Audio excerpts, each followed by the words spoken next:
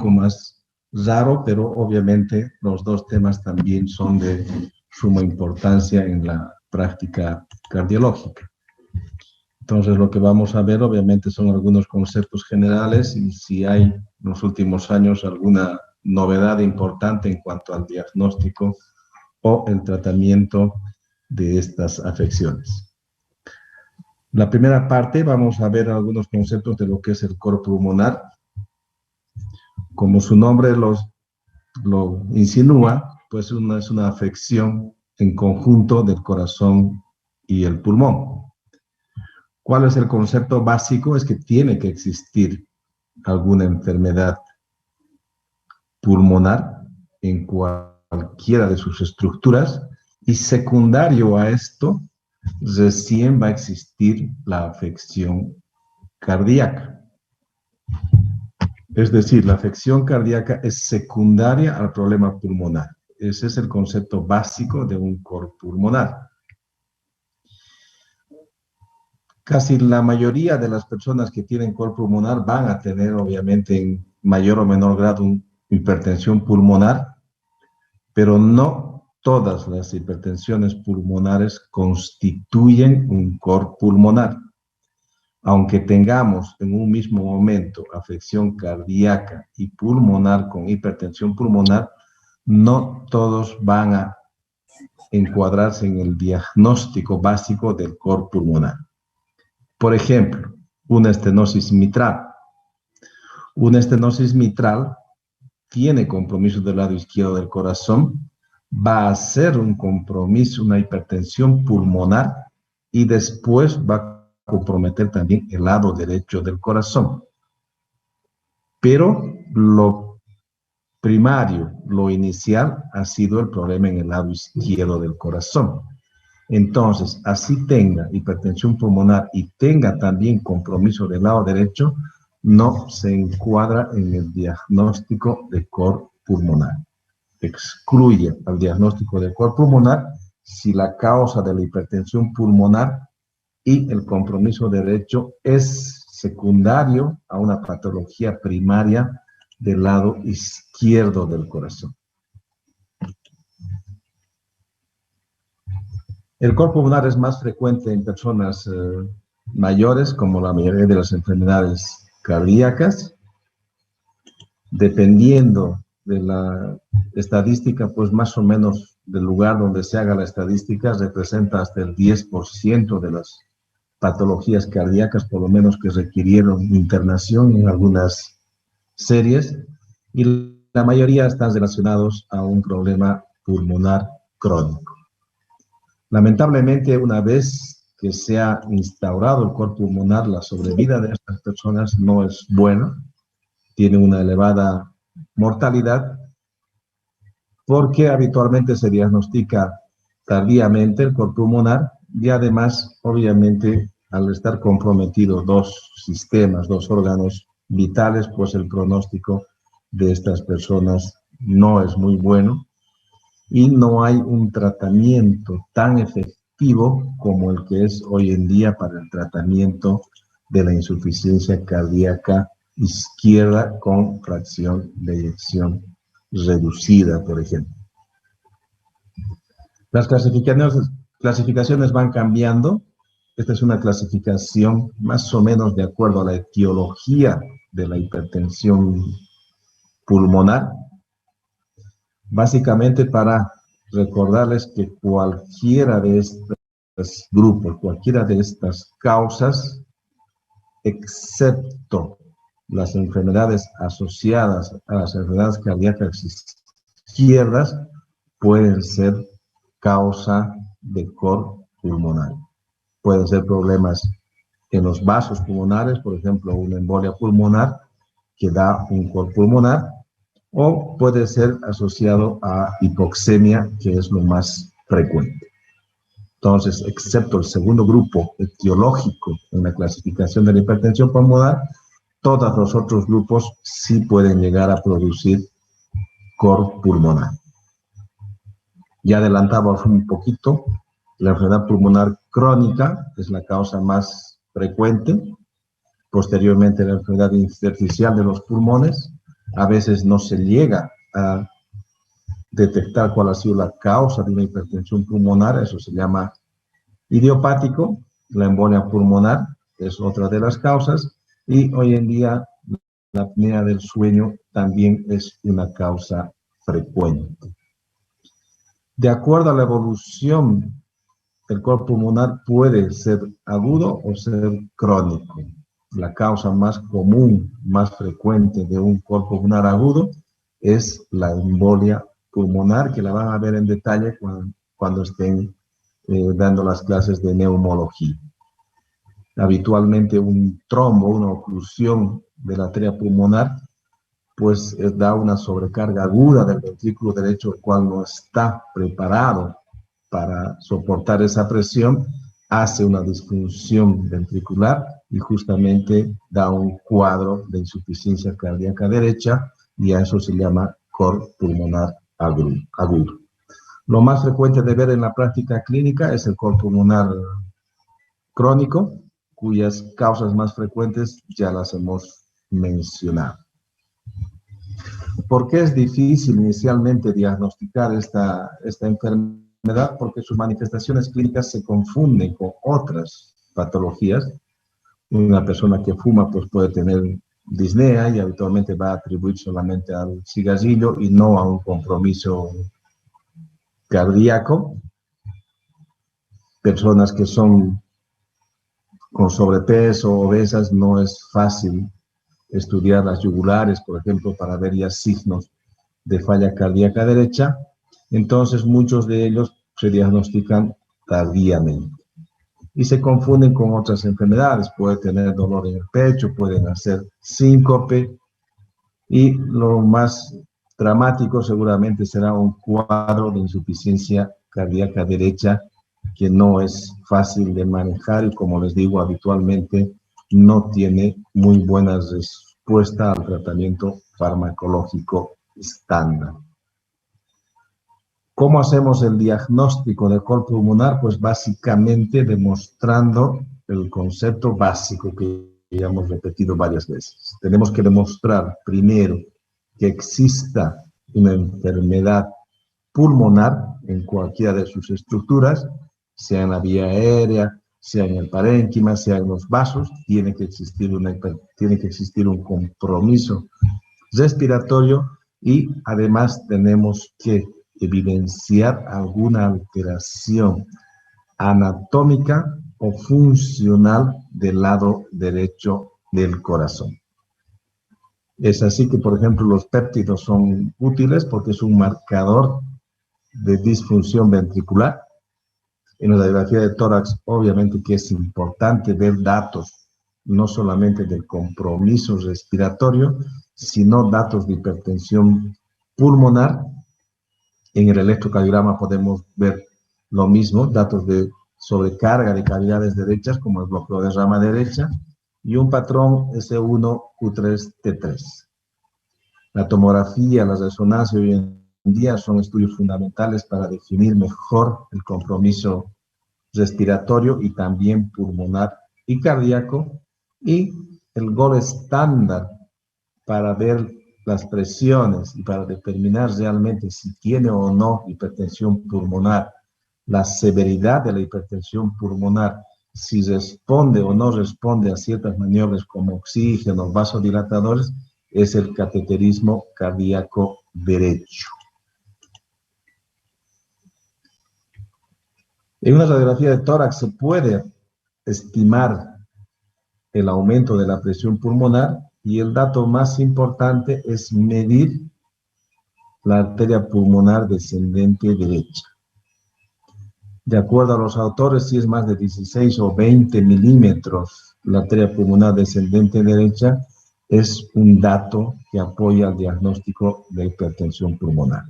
Lo mismo, un arco pulmonar prominente y obviamente un índice cardiotorácico aumentado a predominio de las cavidades derechas.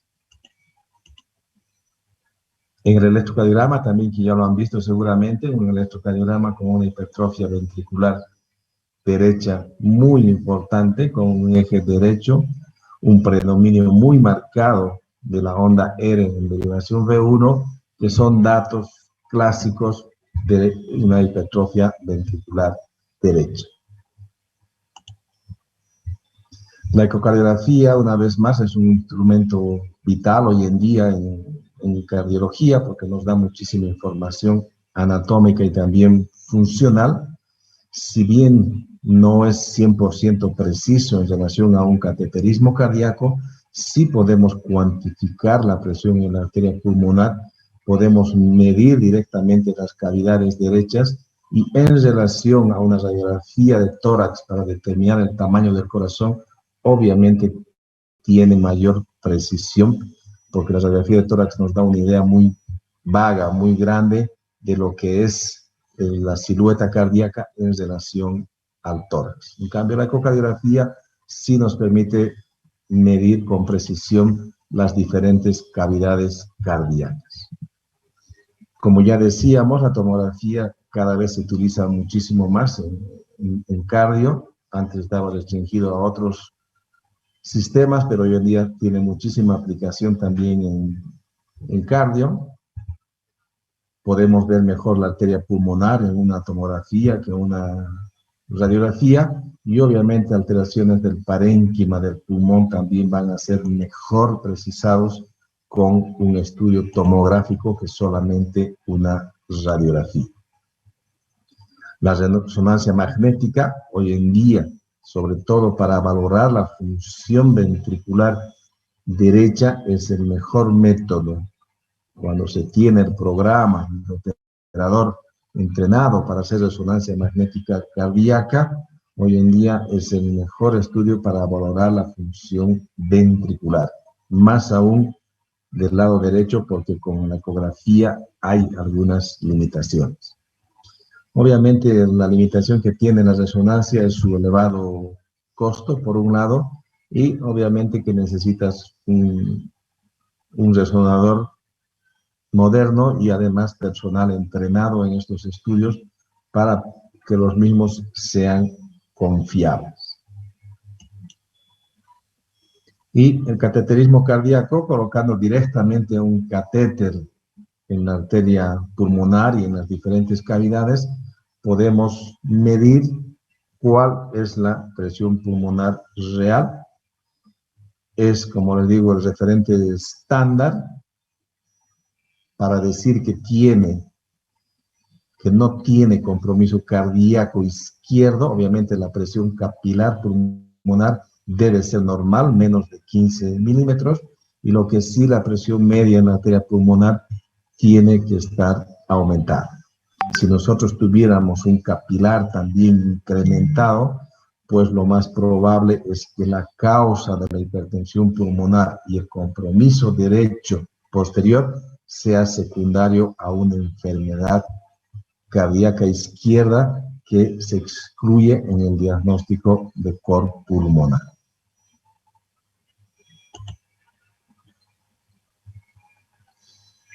¿Cuál es el tratamiento de esta enfermedad? Obviamente, si podemos nosotros corregir la causa del cor pulmonar, va a ser el tratamiento más efectivo. Así que hay que buscar la causa y en todo lo que se pueda corregir esta enfermedad. Por ejemplo, si es secundario a una embolia pulmonar crónica recidivante y que no responde a los tratamientos anticoagulantes, pues es necesario hacer una cirugía para sacar todos los trombos que se puedan, y de esta manera puede mejorar. Si la persona tiene broncoespasmo, por ejemplo, se van a beneficiar de utilizar medicamentos broncodilatadores. Obviamente, si el paciente tiene POC y es fumador, hay que dejar de fumar. El oxígeno en todas las personas que se demuestra hipoxemia es fundamental. Muchas veces vemos en el hospital pacientes que vienen con edema, etcétera, y no reciben oxígeno porque tienen un elevado costo. Entonces, no es permanente la mejoría que podemos hacer solamente con diurético y otros medidas si no estamos corrigiendo la causa de la hipertensión pulmonar que va a ocasionar el compromiso derecho. Entonces, toda persona que tiene hipoxemia debe recibir oxígeno suplementario durante varias horas al día, y eso sí mejora el pronóstico de las personas. El tratamiento anticoagulante, hay una discusión en que si todas las personas que tienen hipertensión pulmonar severa y tienen cor pulmonar deberían recibir un tratamiento anticoagulante. ¿Por qué? Porque se postula que estas personas pueden hacer coágulos en las mismas arterias pulmonares, aunque no tengan un foco como en los miembros inferiores. Más o menos se van repartiendo a la mitad. Hay la mitad de los autores que apoyan esta postura y la mitad dicen que no es necesario utilizar anticoagulantes si es que no se demuestra una fuente embolígena como una trombosis, por ejemplo, de miembros inferiores o en la vena cava. Si nosotros podemos hacer un tratamiento de la enfermedad primaria, pues posiblemente sea lo más beneficioso para la persona que tiene cor pulmonar.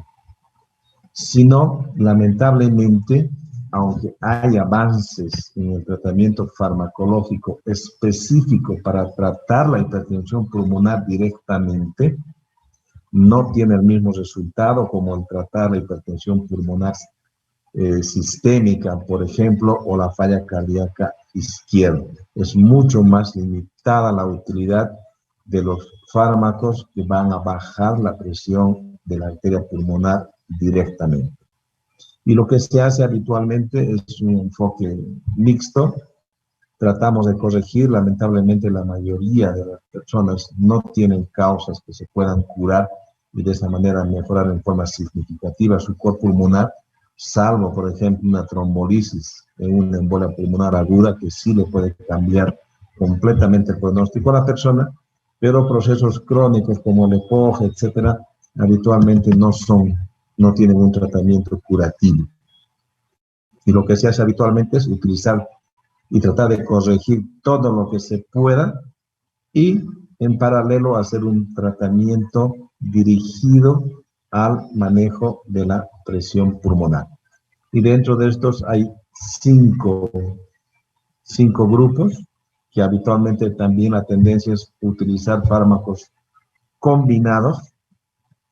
Los antagonistas cálcicos, pues hay la tendencia que los utilicemos porque pensamos que puede tener un efecto vasodilatador igual que en la parte sistémica, pero lamentablemente no es así. Y la recomendación hoy en día es de que hagamos una prueba de vasodilatación mediante un cateterismo cardíaco, determinar la presión pulmonar basal y después ver cómo responde a algunos estímulos para bajar la presión pulmonar. Por ejemplo, darle oxígeno al 100%, utilizar algunos vasodilatadores como la adenosina, óxido nítrico, y en esas personas que responde la presión pulmonar, si baja la presión pulmonar, sí van a tener un efecto benéfico utilizando antagonistas cálcicos. Esa es la prueba de vasoreactividad pulmonar. Darle estímulos para bajar la presión pulmonar y si responde, nos sirve como un predictor de que va a ser útil utilizar a largo plazo antagonistas cálcicos. Los que tenemos a mayor disposición acá son los inhibidores de las 5-fosfodiesterasa, sildenafil y análogos, que tienen un efecto benéfico moderado, sobre todo mejora la calidad de vida. No hay grandes trabajos donde cambie realmente el pronóstico a largo plazo en forma significativa, pero obviamente al existir mejoría, así sea solamente en el grado de disnea, de caminata, etcétera, sí debemos ofrecer a los pacientes. Esto más o menos es una gráfica para que puedan tener una idea de cómo el utilizar el oxígeno adecuadamente pues cambia el pronóstico en las personas que necesitan un suplemento de oxígeno. debemos cambiar el concepto de que el oxígeno solamente utilizar cuando el paciente está con disnea. Muchos colegas todavía recomiendan eso porque dicen se va a acostumbrar al oxígeno, lo cual no tiene un sustento científico. El sustento científico es cuando una persona necesita oxígeno, debe utilizar muchas horas y debe ser en forma prácticamente indefinida su utilización si queremos mejorarle el pronóstico a largo plazo. Hay algunas maniobras terapéuticas que nos ayudan, lamentablemente, en forma transitoria para mejorar el cuadro clínico del paciente. Por ejemplo, algunos que van a reducir directamente la presión del ventrículo derecho. Si nosotros damos diurético, pues vamos a bajar el volumen y eso va a disminuir el llenado ventricular y la presión ventricular. Hacer sangrías, ultrafiltración, todo esto lo que va a hacer básicamente es bajar el volumen, que también hay que tener cuidado en no irse al extremo de que vas a reducir el llenado ventricular, y al reducir el llenado ventricular, pues también vas a reducir el gasto cardíaco hacia los pulmones y por tanto hacia el lado izquierdo del corazón, y las personas tienen tendencia a la hipotensión, mareos, síncope. La digoxina excepcionalmente se podría utilizar en el cor pulmonar. En general no está indicado porque no ha demostrado que mejore el pronóstico y más bien es más probable que tenga intoxicación, porque la hipoxemia con la digoxina tiende a aumentar la toxicidad. Y dar algunos inotrópicos endovenosas sí se pueden utilizar en casos agudos cuando el paciente está prácticamente en shock y esperando que podamos utilizar otros procedimientos que podrían sí mejorar su pronóstico, como les decía, utilizar trombolíticos o embolectomías en caso de un cuadro de embolia pulmonar aguda. Si tienen alguna pregunta sobre el cor pulmonar hasta acá. Buenas noches, doctor. No sé si podría explicar esa parte de la presión capilar pulmonar, el dato de si es mayor, va a ser debido a una causa de una afección en el lado izquierdo del corazón. Por favor, doctor. Ya, la presión capilar pulmonar básicamente traduce, salvo excepciones, la presión en la aurícula izquierda. Es decir, es un marcador de la función ventricular izquierda. Si el capilar está alto, quiere decir que hay compromiso del lado izquierdo del corazón. En cambio, si una persona tiene una afección pulmonar y secundariamente compromete el lado derecho del corazón, el capilar va a estar completamente normal, porque no se va a comprometer el ventrículo izquierdo. Y en ese caso solamente se espera que suba la presión en la arteria pulmonar, pero no en paralelo con la presión capilar pulmonar, que traduce compromiso del lado izquierdo del corazón. Si tienen capilar alto, no es un cor pulmonar, es una afección cardíaca izquierda que secundariamente está dando hipertensión pulmonar y posteriormente recibe compromiso del lado derecho del corazón. Muchas gracias, doctor. La presión arterial pulmonar tiene que subir. ¿Cuáles serían los rangos, doctor? Mayor a 25. Mayor a 25 de presión arterial pulmonar media, digamos, a nivel del mar. En niveles más altos como Cochabamba se estima que debería ser más de 30 milímetros de media. Se estima porque no hay grandes trabajos, grandes estudios que realmente digan que eso es así tan categórico como es a nivel del mar, pero más o menos se estima que debería ser 30 milímetros. Pero en los libros van a encontrar 25 como media, como criterio para decir hipertensión pulmonar. Muchas gracias, doctor. Una última pregunta sobre el cateterismo que nos mencionaba, doctor. La prueba de vasoreactividad solamente Ujú. se va a utilizar para los calcio antagonistas o también nos sirve para saber si va a funcionar el resto del listado que nos mostraba, doctor. Nos sirve también para otros medicamentos. Nos sirve también. Ah, ya, doctor, está bien. Entonces, para todo ese grupo, para estar dirigido solamente a tratar la hipertensión pulmonar, nos sirve eso para ver si los Exactamente. medicamentos van a funcionar. Ah, Para ya. predecir, digamos, el resultado benéfico que pueden tener ese grupo de esos pacientes que responden al test de vasoreactividad. Está bien, doctor. Muchas gracias. ¿Alguna pregunta más?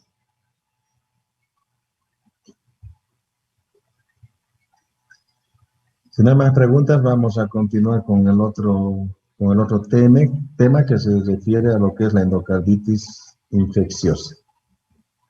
Que digamos, los últimos 5 años han cambiado algunos criterios, se han agregado en realidad algunos criterios para facilitar y sustentar mejor el diagnóstico de la endocarditis infecciosa.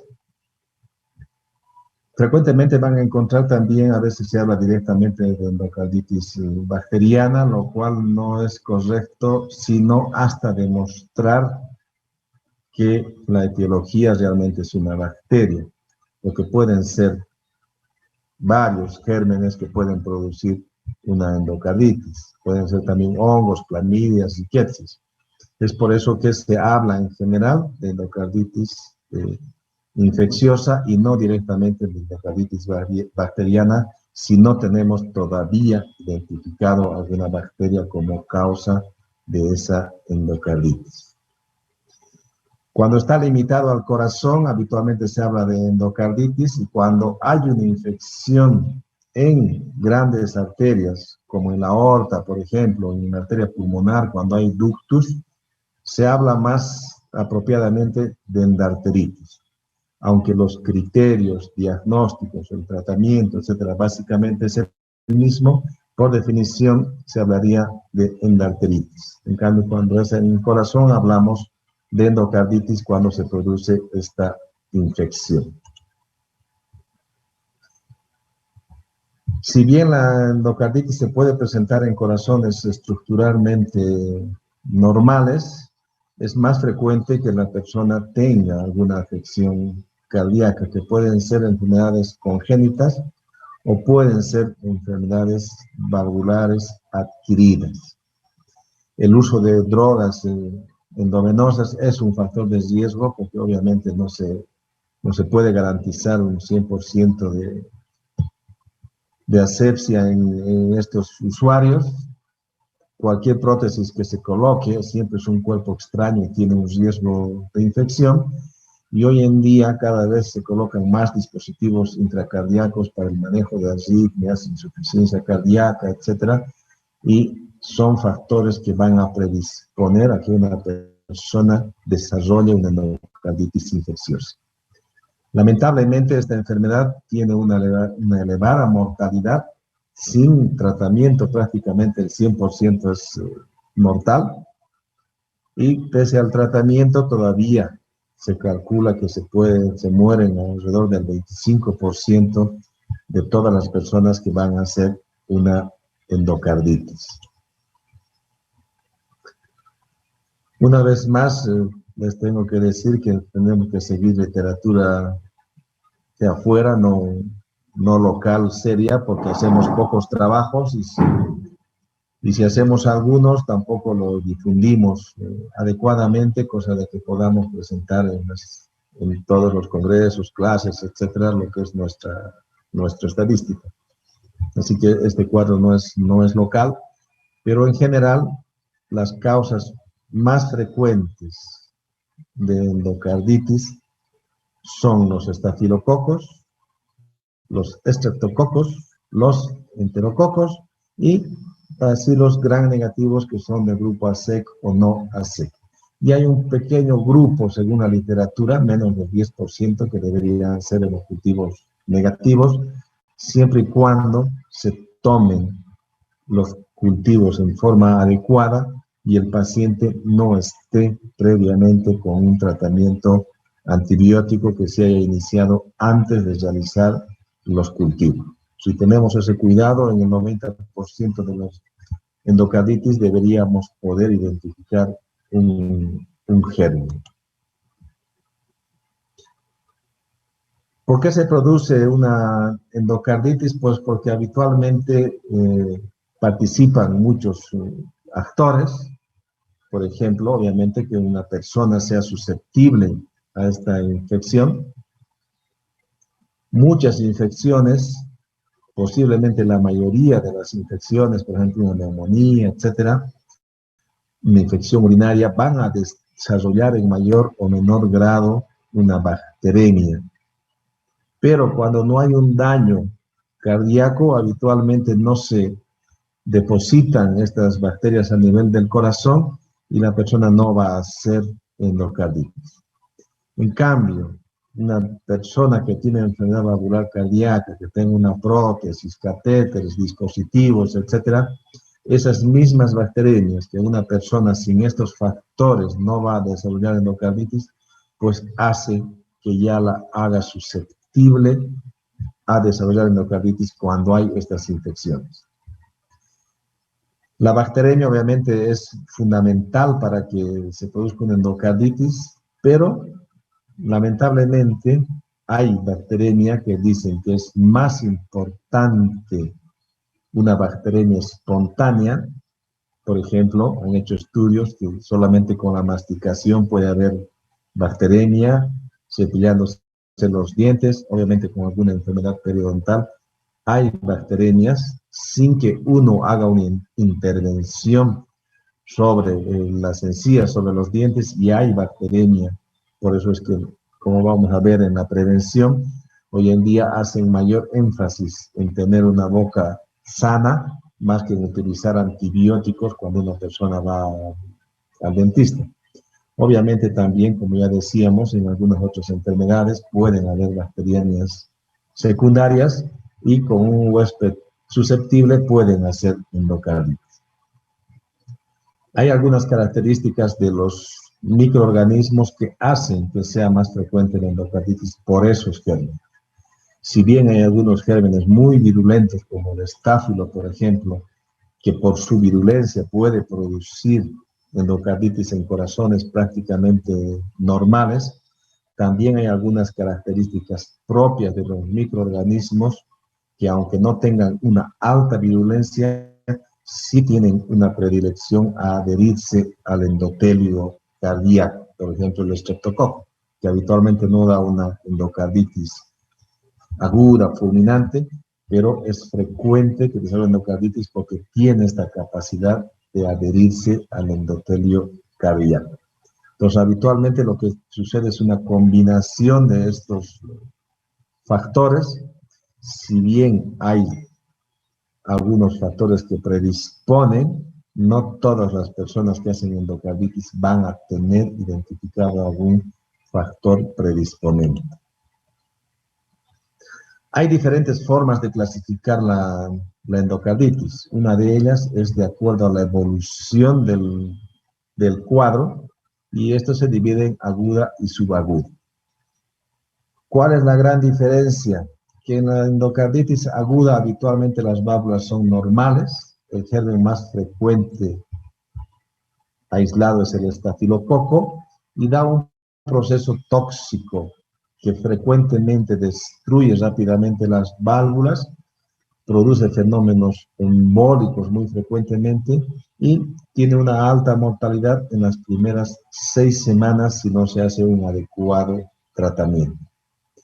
En cambio, la endocarditis subaguda habitualmente es más frecuente encontrar en personas que tienen alguna alteración valvular previa. El germen más frecuente es el estreptococo.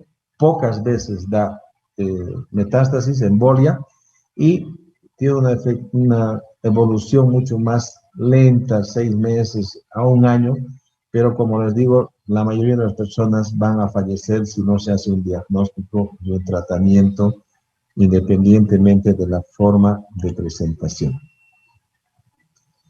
De acuerdo a las características propias de la persona, se puede clasificar también endocarditis. La endocarditis, de acuerdo a que si afecta una válvula nativa, más frecuente obviamente la mitral y la aórtica, se habla de una válvula, de una endocarditis en válvula protésica, si una persona ya ha recibido una válvula anteriormente, y de acuerdo a el momento en que desarrolla la endocarditis en relación a la intervención quirúrgica, se habla de endocarditis en válvula protésica precoz, si es menos de 2 meses entre la cirugía y la endocarditis, hasta los 12 meses en algunos casos, y tardía si se presenta la endocarditis después de los 2 meses. Esto tiene importancia porque cuando la endocarditis es precoz, habitualmente son gérmenes intrahospitalarios, gram negativos, hongos, estáfilos, los que producen la endocarditis. En cambio, si es tardía, los gérmenes son similares a la endocarditis en válvula nativa. La drogadicción cada vez es más frecuente, obviamente, predispone a la endocarditis, lo mismo que utilizar catéteres venosos, y hoy en día también es frecuente encontrar endocarditis en portadores de dispositivos cardíacos. Esa es otra forma de clasificar la endocarditis de acuerdo a si tiene válvula protésica, no tiene válvula protésica o tiene algún otro dispositivo. Lamentablemente no hay una manifestación clínica que sea patognomónica de endocarditis, así que tenemos que ir buscando y combinando los hallazgos para sustentar el diagnóstico. En general, cuando hay un foco identificado, se presenta el cuadro después de las 2 semanas de diagnosticado esto, por ejemplo, después de una extracción dental, si es que ese es el foco, una intervención o el implante de un dispositivo, etcétera, no se presenta inmediatamente. La fiebre es la manifestación clínica más frecuente, pero no todas las personas hacen fiebre, y las otras manifestaciones que son básicamente secundarias a un cuadro infeccioso inflamatorio como mialgias, artralgias, etc. Hay que ocultar minuciosamente a las personas que tienen fiebre, y a veces lo más frecuente es que ya han buscado otras causas como neumonía, etcétera, y no se ha identificado, y en esas personas hay que sospechar la endocarditis como causa de la fiebre y buscar dirigidamente a ver si encontramos algún soplo. Si ya tenía y cambió las características, que se hacen más soplos de insuficiencia, también es una cosa que nos debería llamar la atención, y algunas otras manifestaciones que cada vez se ven menos frecuentes. Esto se veía mucho más cuando había endocarditis subaguda de larga evolución. Hoy en día, como se hace el diagnóstico más precozmente porque hemos mejorado en ese ámbito, ya es más raro de ver este tipo de manifestaciones.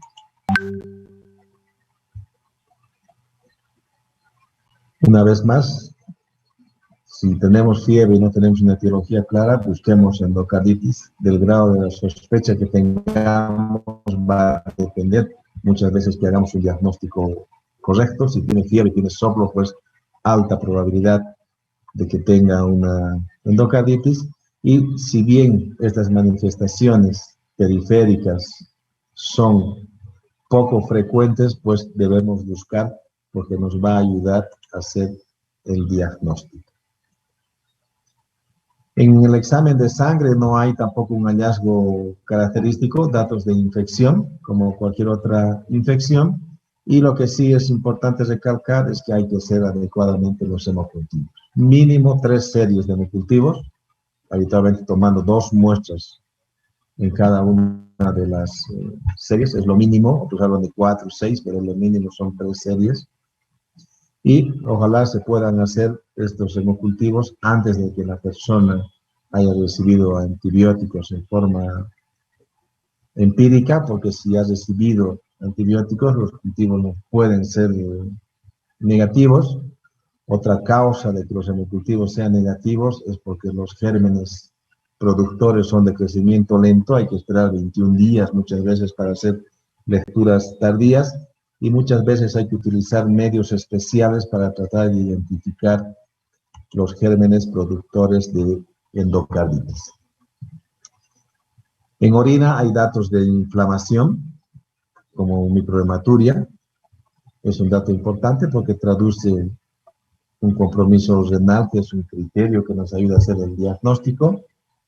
En el electrocardiograma habrá taquicardia sinusal como respuesta al cuadro infeccioso febril, y sobre todo en las endocarditis de válvula aórtica pueden producirse trastornos de conducción auriculoventricular. Hay que hacer el electrocardiograma antes y durante la evolución de las personas que tienen endocarditis, sobre todo en válvula aórtica, porque pueden desarrollar bloqueos auriculoventriculares. Y en la radiografía de tórax es importante buscar algunos datos, como por ejemplo datos de embolia pulmonar, porque la endocarditis del lado derecho puede embolizar hacia el pulmón. La ecocardiografía, una vez más, importantísima. La transtorácica es la que más frecuentemente se utiliza porque está más disponible, es más barato, no necesita tanta tecnología, pero hay que recordar que tiene una sensibilidad intermedia alta, pero no todas las ecografías transtorácicas que no demostremos un trombo podemos descartar el diagnóstico de embolia pulmonar.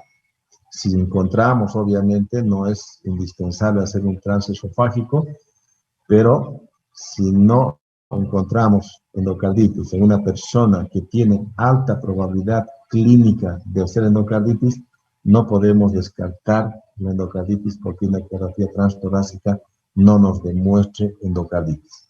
En esos casos hacemos una transesofágica que tiene mayor sensibilidad, e inclusive si con la transesofágica no diagnosticamos y clínicamente tiene alta sospecha de que es endocarditis, repetimos la ecografía habitualmente después de una semana, porque podemos ver o una vegetación o complicaciones como abscesos, fístulas, etc. ¿Qué es lo que un poquito se ha modificado los últimos 5 años? Es que también han vuelto a cambiar, adecuar los criterios de Duke o de Duke, y han agregado algunos hallazgos como la tomografía, resonancia, etcétera, que nos ayudan a certificar el diagnóstico de endocarditis infecciosa. Se sigue manteniendo estos criterios, decimos que es un diagnóstico definitivo, si obviamente tenemos demostrado infección en una vegetación, personas que se han operado, por ejemplo, y hemos cultivado la válvula, crece, entonces no hay ninguna duda de que esto es una endocarditis, pero para eso obviamente tenemos que tener la muestra de patología. Desde el punto de vista clínico, necesitamos 2 criterios mayores, nos autorizan a decir tiene endocarditis, un criterio mayor y 3 menores o 5 menores.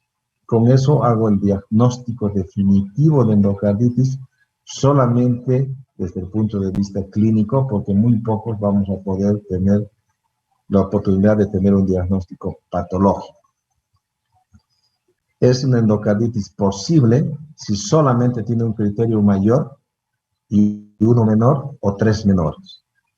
Y se dice que no es endocarditis o la endocarditis está descartada, obviamente si hacemos el diagnóstico alternativo, por ejemplo, si finalmente termina siendo una neumonía, etcétera, descartamos el diagnóstico. Mencionan de que si el cuadro clínico de la endocarditis mejora en menos de 4 días, es poco probable que se trate de una verdadera endocarditis. La endocarditis habitualmente tarda más en bajar la fiebre, por ejemplo, pero tampoco esto es categórico.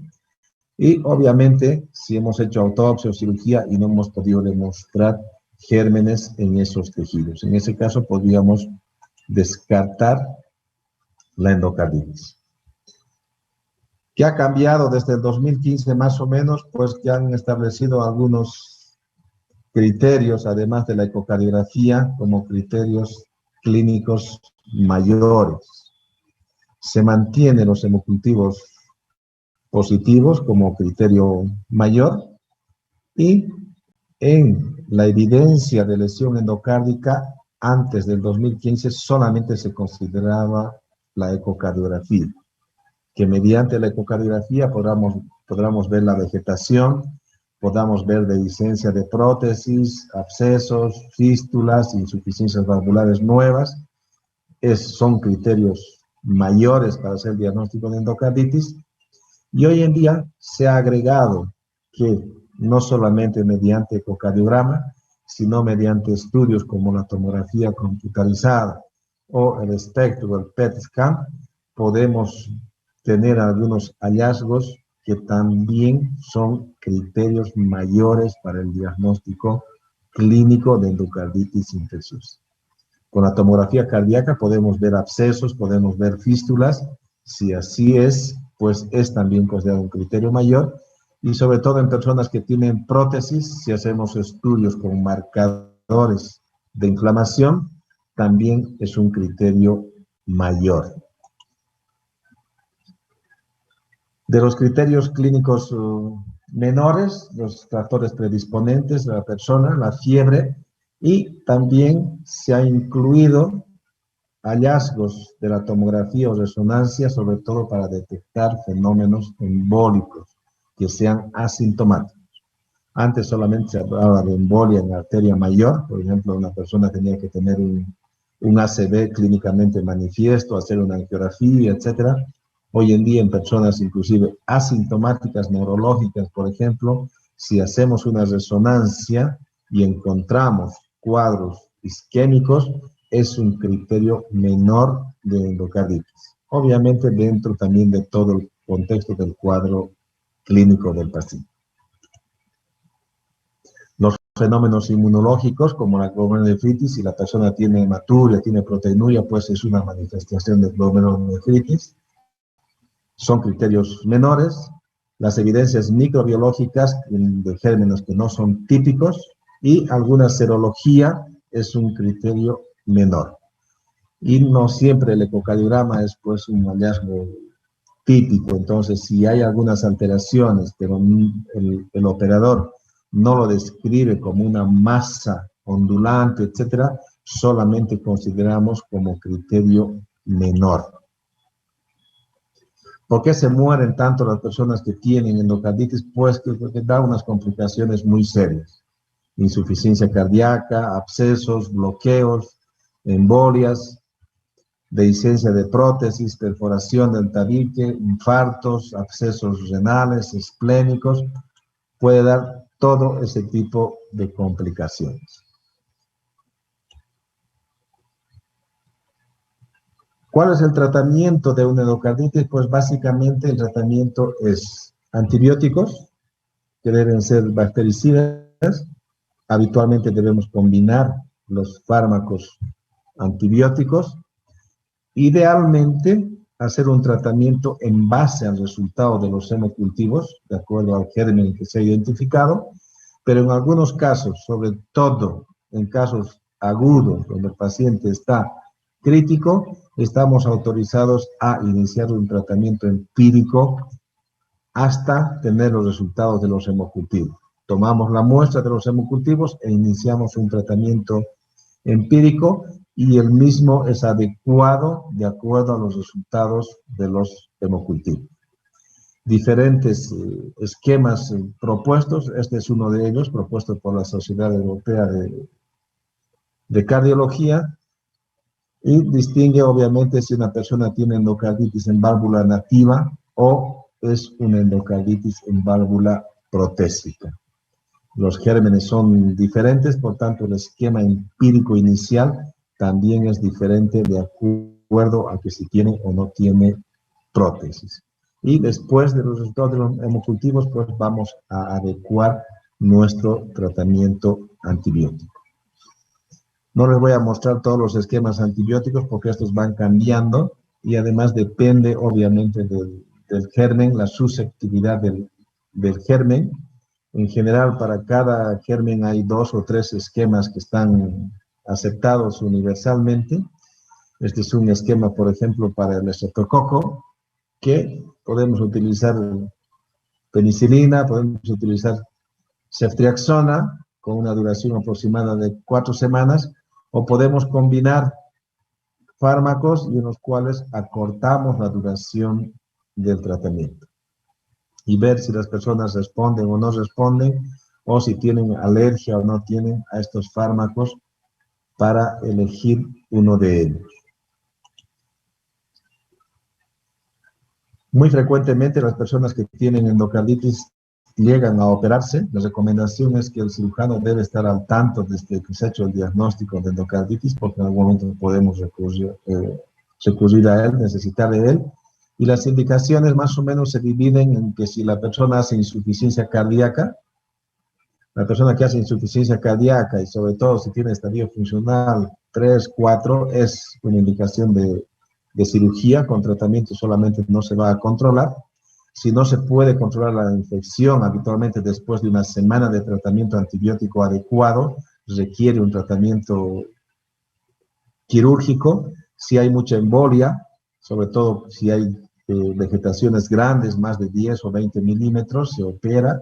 Si hacen abscesos, si recidiva y si tiene hongos. El tratamiento habitualmente antimicótico solo no es suficiente para controlar este tipo de endocarditis.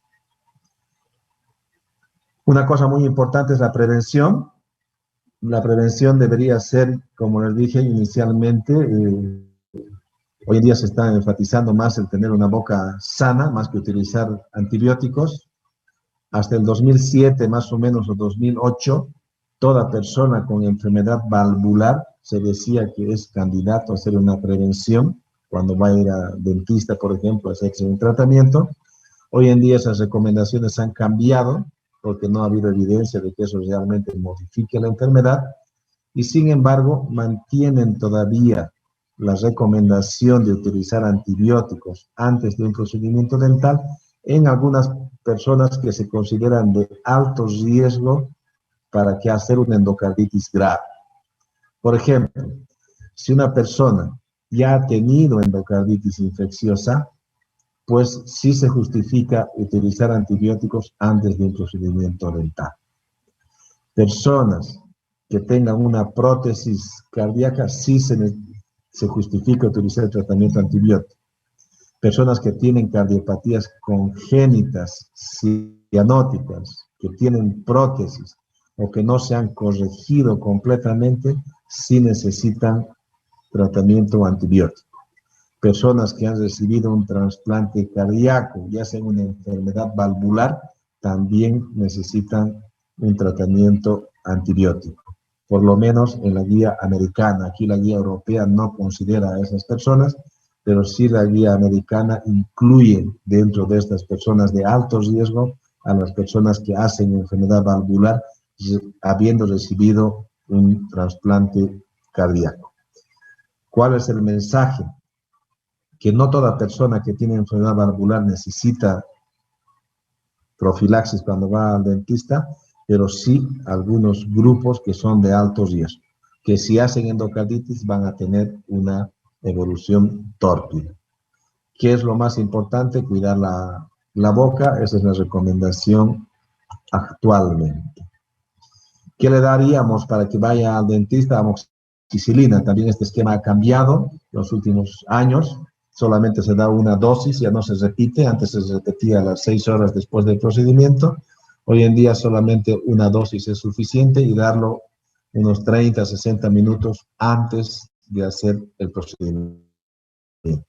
Amoxicilina o ampicilina o clindamicina si es que tiene alergia, o algunos fármacos endovenosos cuando no se puede dar por vía oral.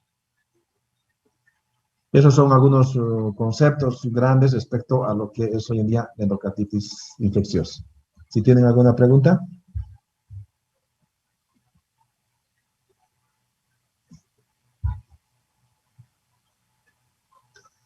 Si no hay Buenas preguntas, noches, doctor. sí, dale. Una pregunta. Mencionó que tenemos que hacer la toma de muestra en 3 series de diferentes sitios. ¿Estos de qué sitios serían, doctor? ¿Y cada cuánto tiempo haríamos la toma para el cultivo? O sea, lo mínimo que tiene que estar separado en tiempo son 30 minutos. Habitualmente, si el cuadro no es tan tóxico, no es tan grave, preferimos hacerlo cada hora. Y de preferencia debían ser venas periféricas, no de venas centrales, y no si el paciente tiene un catéter, por ejemplo, o alguna otra enfermedad, sacar la muestra de ahí no debería ser esa la conducta. Utilizar diferentes venas periféricas para cada una de las tomas que vamos a realizar. Gracias, doctor. Una consulta más, doctor. Referente al otro tema que era el por pulmonar, nos mostraba una imagen, la radiografía de lo que era la arteria pulmonar en el lado derecho, que estaba engrosada, o sea, dilatada la arteria. Siempre se va a presentar lo que son el ensanchamiento de la dilatación de las arterias. Puede No, presentarse solamente un lado o bueno. no, lamentablemente no siempre se presentan. Y se describe el lado derecho porque es lo que más frecuentemente se ve y que tiene mejor relación realmente con la medición invasiva de la presión en la arteria pulmonar. Pero solamente, digamos, nos da una idea, una estimación de que puede estar aumentada la presión arterial pulmonar, pero no es categórico, no tiene una sensibilidad ni especificidad alta. Es por eso que van a encontrar ustedes en el texto para hacer el diagnóstico de hipertensión pulmonar. Muchos autores dicen que es indispensable hacer el cateterismo cardíaco. Obviamente es lo más seguro, es lo más fiable, pero no es lo más práctico para todas las personas que tienen hipertensión pulmonar. Pero se llega a ese nivel de que hipertensión pulmonar debería ser siempre corroborado mediante un cateterismo cardíaco. Los otros hallazgos son estimación, idea de que puede deberse hipertensión pulmonar a esa dilatación, pero no es categórico. Está bien, doctor. Gracias.